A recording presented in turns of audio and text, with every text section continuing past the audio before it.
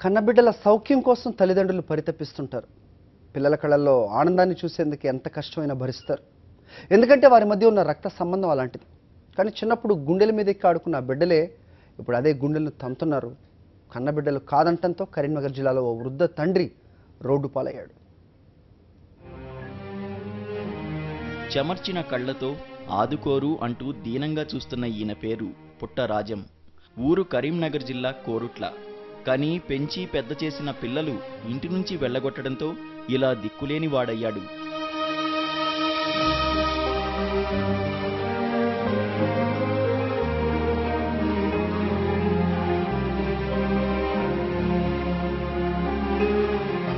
కోరుట్ల ఝాన్సీ రోడ్డుకు చెందిన రాజం, గంగమ్మ దంపతులకు 4 సంతానం. వీరిలో 2 కొడుకులు, 2 కుమార్తెలు. కష్టపడి సంపాదించి బిడ్డలకు ఎలాంటి లోటు లేకుండా పెంచాడు. పెళ్లిళ్లు చేసి తలా ఇంతని పంచిపెట్టాడు. సర్వం బిడ్డలకు దారపోసిన రాజం జీవిత చరమాంకంలో బిడ్డల సంరక్షణలో కాలం వెళ్లదీద్దామని ఆశపడ్డాడు. కానీ ఆయన ఆశలు అడియాసలయ్యాయి. ఇటీవల రాజం వృద్ధాప్యం వల్ల మంచాన పడడంతో బిడ్డల మనస్తత్వం బట్టబయలైంది. వైద్యానికి ఖర్చవుతోందని ఆయన్ను ఇంటి నుంచి వెళ్లగొట్టారు.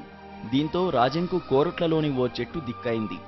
అంత సంపాదించి కూడా దిక్కులేని జీవనం చేస్తున్నానని వాపోతున్నాడు రాజం. వెళ్ళగొట్టిండ్రు, 2 బిడ్డలు 2 కొడుకులు, అందరికి పిల్లలైండ్రు, అన్నం పెడతలేరు. అన్నకి చెట్టుకి 2-3 రోజులే అడకసుకొని తింటున్నా. 4 రోజులుగా పాపం రాజం చలిలో వణికిపోతున్నాడు. తింటానికి తిండి కూడా లేదు. కొడుకులు, కూతుర్లకు తండ్రి పరిస్థితి తెలిసినా కూడా కన్నెత్తి చూడలేదు.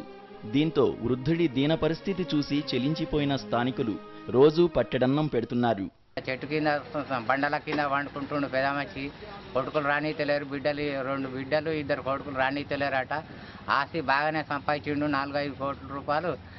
అవి అంతా గుంజుకొని పెదమచ్చి ఈడ రానీతలేరు. కన్న తండ్రి పట్ల కర్కశంగా వ్యవహరించిన వృద్ధుడి బిడ్డలు పుట్ట శేఖర్, రాజేశంలతో పాటు 2 కుమార్తెలను స్థానికులు తిట్టిపోస్తున్నారు. రేపు వాళ్లకు కూడా ఇలాంటి పరిస్థితే వస్తే ఏం చేస్తారని ప్రశ్నిస్తున్నారు. సాక్షి న్యూస్, కరీంనగర్ జిల్లా.